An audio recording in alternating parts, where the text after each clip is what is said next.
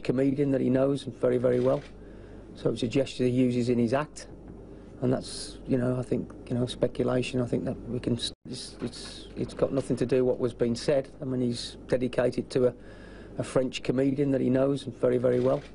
So it's a gesture he uses in his act, and that's, I think, speculation. I think that we can stop that now. I mean, he's absolute rubbish, really.